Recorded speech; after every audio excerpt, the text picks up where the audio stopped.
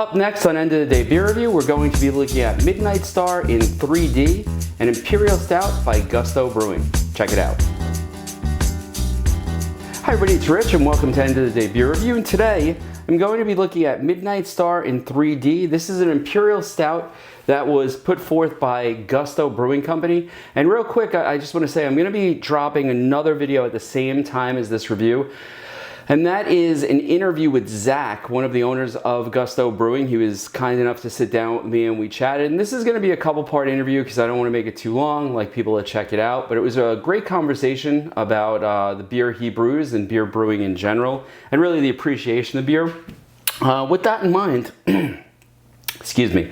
With that in mind, let's get to checking out Midnight Star in 3D.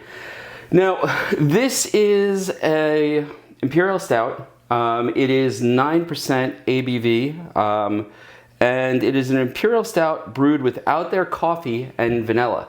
Now, the description is going to be in the description of this video, so you can see all the details and how Gusto has laid it out. But I have been a big fan of Gusto Stout since I first started going down to Cape May.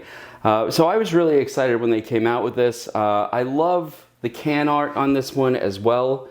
I think they really... the reflection of light's getting a little off there. Really did a nice job on this. You know, sort of a camera, harkening back to that Weird Al Yankovic song. And we're gonna check it out. And while we're at it, just a real quick plug, Out There Coffee. If you've been down to Cape May and you've missed Out There Coffee, best coffee place, in my opinion, that Cape May has to offer. Definitely recommend you check it out. Craig and Nikki both run that particular coffee shop, and it is awesome. Personally, I'm a big fan of their espresso, but go in there and I can almost guarantee you that anything you get, you're gonna love. And they're not paying for this, it's just, I'm a big fan of these two places. So let's crack this open. All right, you know, been doing a lot of bourbon barrel stouts lately because Goose Island just came out with their Bourbon County Stouts, and I'm sort of used to opening a bottle and the entire bar being filled with that aroma. I'm not getting that yet, but you know, the can's just been opened. Let's give it a pour, and let's see. Now, I am using a stout glass as opposed to a snifter. Why? Because this is an Imperial Stout. I do like the glasses. I feel like I get a good nose out of these glasses as well. So, and I like to use the correct glassware when I can. All right, so we have a jet black beer here. Definitely no light coming through that. It's got some good lacing, good legs on the side of the glass, which I'm not really surprised. This is a 9% ABV beer, which means there's a good amount of alcohol in here. So I'm not surprised to see it, even now, still clinging to the glass. The head is sort of a lighter caramel color in the center, a little darker on the outside. And I'm starting to get hit with those aromas, even though I haven't put my nose to the glass. Definitely getting some of that coffee, definitely getting some of that malt smell coming through the bar, which is really nice. Normally, when I can smell it without putting my nose to it, you know that's gonna be a pretty solid stout. The head's dissipated. Again, legs are still there. What's nice about this stout right off the bat, I can tell you, sort of a, I don't want to say a complaint that I've had about Bourbon County, but I always find it very distracting, I guess, is the term I heard someone use, when the carbonation is overwhelming. And it's nice to see that it's not overwhelming here.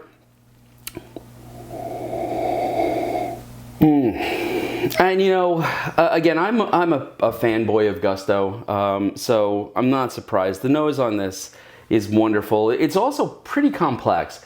I'm getting that sort of, you know, stout maltiness, but you know, on top of all of that, I'm definitely getting the coffee. Now, I've had their coffee based beers, and they seem to exclusively, Gusto, use Out There Coffee, which I think is fantastic, because if you're going to have a quality stout with coffee in it, you need quality coffee, and Out There has that quality coffee.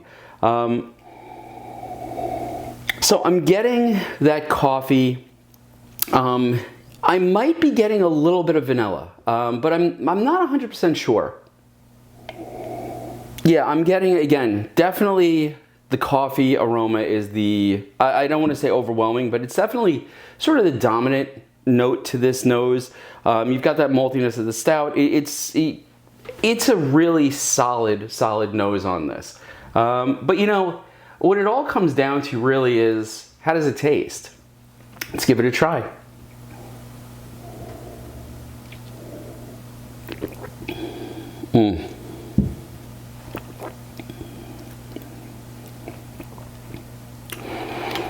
Yeah, and this is reasonably complex also. So, you know, the nose gives me the feeling like the coffee would be the dominant flavor here. It's not. The stout is definitely there. You get that good sort of roasty stout flavor there that then sort of bleeds into, on the back of the tongue, middle of the tongue, the coffee flavor. And the coffee flavor is dynamite. Like I said, Out There makes a good product. And when you mix that with a good stout, you're going to have a fantastic beer. Now, what I also like about the stout glass is that my nose is right there in the beer as I'm drinking it. And at the very back end of this stout, I'm getting vanilla. It's not overwhelming. It's not, you know, a vanilla-based beer, but it's there. It's sort of like this nice little surprise right towards the back of the palate, right towards where, like, I guess the nose and the palate sort of meet. And so it starts, again, roasty, stout flavor, moves into that coffee flavor. And then just as it's going down, boom, you get just a hint of vanilla. It's a really well-balanced beer. Now, let's see.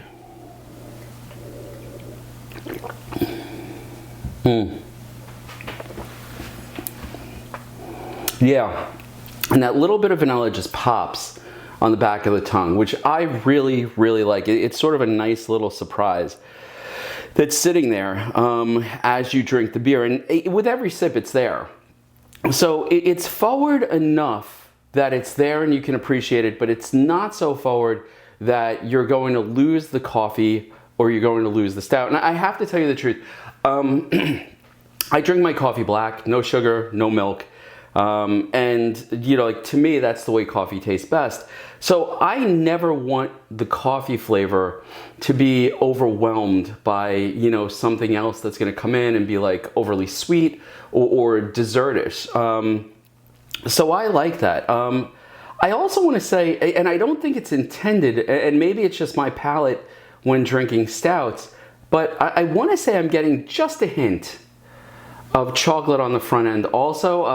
And again, it could be me, but there's sort of, I want to say it's sort of reminiscent of chocolate, and it might be that stout and that coffee mixing that always makes me think sort of chocolate. But again, not overwhelming, just a hint.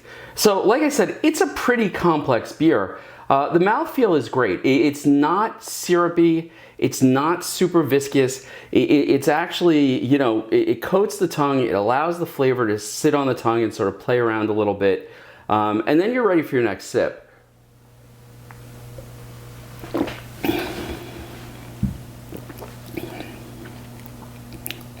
What amazes me here is that this is 9%, because I do not get the alcohol burn from this. I've taken 3 healthy sips from this beer, and there's no burn in the throat. There's no burn in the belly. This actually is one of those beers that I might call dangerous when it comes to the alcohol, because I could definitely see myself having a second one of these. But at 9% alcohol, that's going to be the point where, you know, it's going to be more alcohol than I want to necessarily take in one sitting, unless I'm not going anywhere. But this is a lovely, you know, mellow sipping beer with a good complex taste without the overwhelming taste of the alcohol, which again is great. I like that. But it is one of those beers you have to be a little bit careful with, because not realizing that it's 9% could sort of put you over the line between, you know, enjoying the beer and being a little bit intoxicated from the beer. But I think this is fantastic. Now, I checked Gusto's website today, and it's still there, and it's still offered in cans. If you happen to be down in North Cape May, New Jersey, I would stop at Gusto. And again, they don't pay me for advertising or anything like that. They were kind enough to talk to me and put some beers aside for me to try, which I thought was great. They're sort of trying to help me on the path down maybe IPA appreciation. But it is definitely worth stopping. It's a beautiful little place to go and hang out, have a couple beers, hang out with your friends. So if you happen to be down there, and Cape May is lovely this time of year, it's all decorated for the holidays. I would stop by there and I would definitely pick up at least a taster of Midnight Star in 3D. All right, I hope you enjoyed the review. Please hit like, subscribe, share. If you've been down to North Cape May and you've been down to Gusto, I would love to hear how you feel about the brewery. Again, it's one of those breweries that I feel is like almost a hidden little gem of Cape May, New Jersey. It seems like everybody who's down there knows of it, but when you go down there, it's one of those that you might miss because it is sort of smaller. But they're putting out some fantastic beers. And if you're down in that area, I definitely recommend you take the time, stop at Gusto Brewing, try out their beers. So far, I haven't had a bad beer from Gusto.